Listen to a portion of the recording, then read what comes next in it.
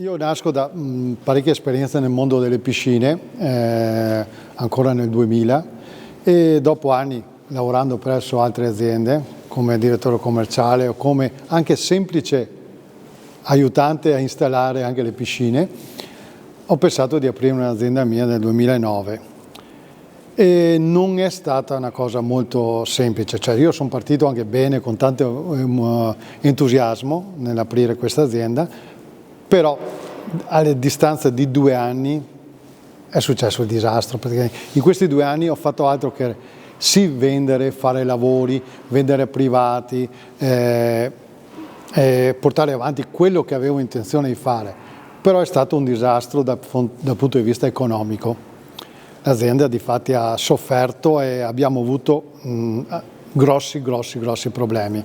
E quindi io ho continuato ad andare avanti, però lavorare col privato o con gli hotel così mi creavano grossi problemi dal punto di vista economico, non riuscivo a incassare i soldi e quindi per me è stato tutto un lottare continuo per riuscire a mantenere in piedi una società che faceva acqua da tutte le parti, però ero molto testardo, cocciuto e continuavo a lottare. Quindi in questi anni siamo partiti bene, come dicevo, abbiamo avuto grossi problemi strada facendo, siamo arrivati a un punto che ormai il mio pensiero mattutino era come trovare i soldi per fare solo il gasolio nella macchina per poter andare a lavorare.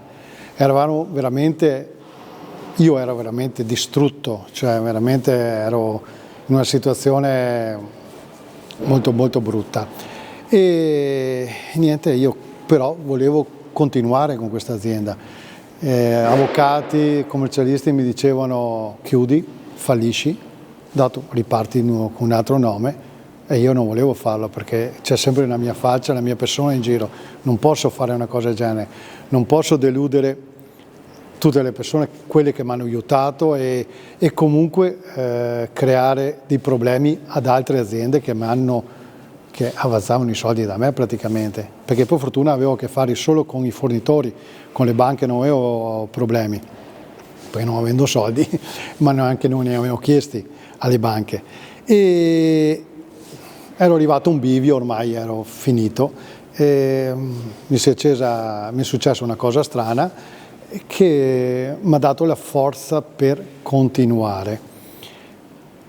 Memore che avevo fatto un lavoro piccolo, ma veramente piccolo, ridicolo, su una nave, perché mi era arrivata una richiesta, ho detto forse quella potrebbe essere la strada. Ho provato a contattare questa compagnia navale dicendo avete ancora bisogno di me?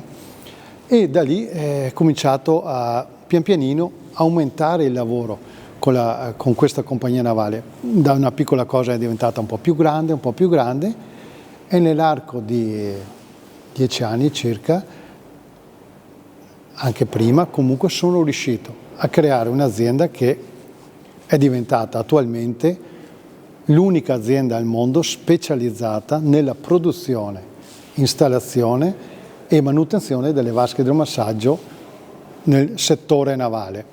Proprio a livello mondiale siamo diventati gli unici che fanno il ciclo completo. Ovviamente ci sono altre aziende concorrenti, ma magari fanno solo l'installazione, o fanno solo la vendita, o fanno solo la produzione. Noi abbiamo creato proprio il ciclo completo della produzione, vendita e installazione.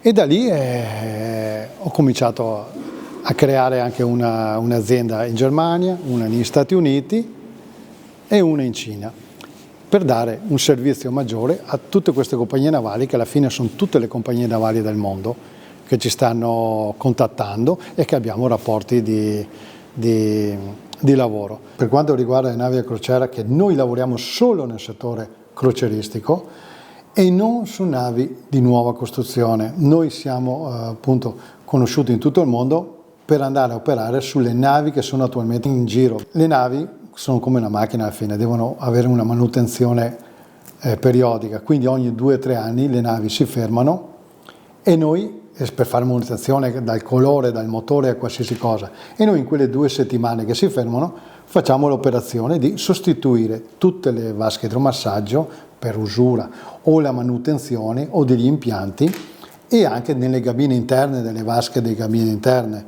Quindi attualmente abbiamo visto che c'è un boom veramente forte, tante compagnie navali continuano a ordinare navi nuove,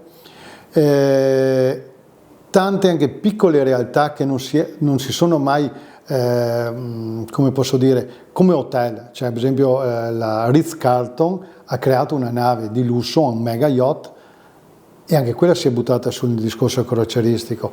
Un'altra compagnia che è in Florida, che ha solo resort, che si chiama Margaretville, per esempio, ha cominciato prima con una nave, adesso c'è una seconda nave.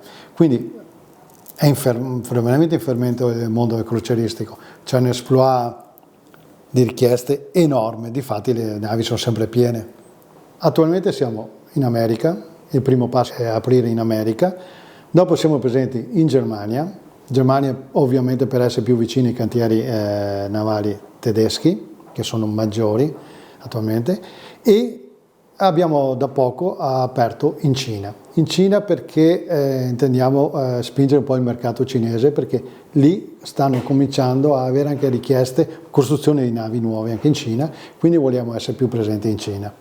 Secondo me sì, perché dopo aver visitato la Cina in questi ultimi periodo, prima di aprire l'azienda, ho visto una Cina ben diversa di quella che mi hanno fatto vedere finora. Ho visto una Cina molto avanti.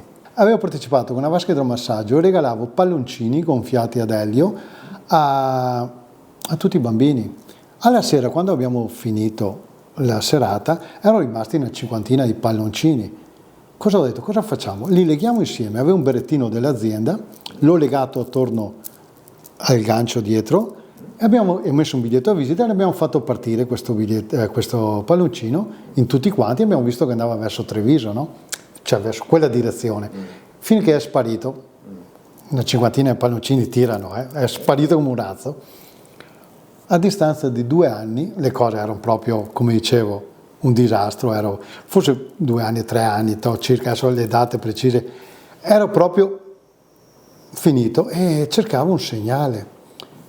Mi ricordo che quella sera siamo andati con la mia famiglia, io, mia moglie e mio figlio, c'era la benedizione di Santa Rita delle Rose lì alla chiesa di San Rocco, no? Siamo entrati, siccome l'esposizione che avevamo fatto era di fronte alla chiesa, lì dove c'è il Bar Padova, un po' più spostato, avevamo messo lì le vasche e tutto, abbiamo attraversato la strada per prenderci le biciclette che erano appoggiate al muretto lì del Bar Padova. Abbiamo trovato quel berrettino là a distanza di 2 anni rotti, appoggiato vicino al portapacchi della bicicletta. Non mi sono domandato come, perché è una roba impossibile a distanza di 2 anni trovare il berrettino con tutti i fili rovinati.